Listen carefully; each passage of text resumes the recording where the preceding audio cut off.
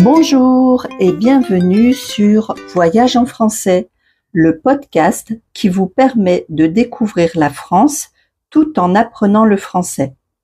Je m'appelle Nathalie, je suis professeure de français et je vous invite à voyager avec moi en France et en français chaque lundi. Vous trouverez un lien vers la transcription du podcast dans la description.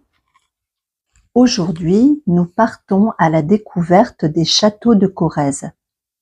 Ce département du sud-ouest de la France est connu pour ses paysages magnifiques, mais aussi pour ses nombreux châteaux.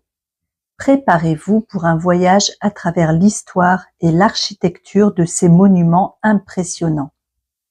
La Corrèze est une terre de châteaux. On y trouve des dizaines de châteaux qui datent du Moyen Âge ou de la Renaissance. Ces châteaux ont été construits pour défendre la région, mais aussi pour montrer la richesse des seigneurs qui y habitaient. Certains de ces châteaux sont en très bon état et d'autres sont en ruine, mais tous ont une histoire fascinante à raconter. Le château de Turenne est l'un des plus connus. Perché sur une colline, il offre une vue incroyable sur la région. Il appartenait à de puissants seigneurs, les vicomtes de Turenne.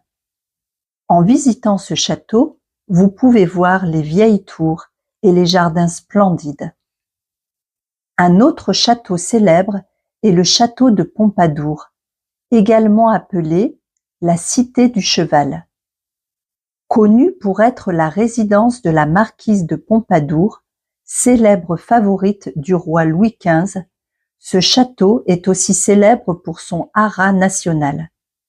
Il est connu dans le monde entier pour ses concours hippiques. En été, de nombreux spectacles équestres sont organisés. Le château de Val est également un joyau de la Corrèze. Situé près d'un lac, il ressemble à un château de conte de fées avec ses 6 tours et ses grandes fenêtres. Très bien conservé, il accueille des expositions et des événements culturels tout au long de l'année. Pour les enfants, des visites ludiques sont organisées dans l'enceinte du château. Enfin, le château de Sédières, entouré d'étangs et de forêts, est un monument du XVIe siècle. Aujourd'hui, c'est un centre culturel où vous pouvez assister à des concerts, des expositions d'art et même des festivals en été. Son parc est parfait pour les promenades en famille et les randonnées. Visiter les châteaux de Corrèze, c'est comme remonter le temps. Vous pouvez imaginer la vie au Moyen Âge, découvrir l'architecture ancienne et vous promener dans des jardins magnifiques. De plus, certains châteaux proposent des visites guidées où l'on peut en apprendre davantage sur l'histoire de la région et sur les familles qui y ont vécu.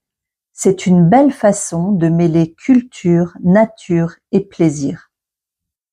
Et voilà, notre voyage au cœur des châteaux de la Corrèze touche à sa fin. Si vous aimez l'histoire, l'architecture ou simplement les beaux paysages, venez découvrir la Corrèze. Merci beaucoup.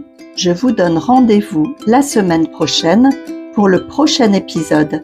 Et en attendant, prenez soin de vous.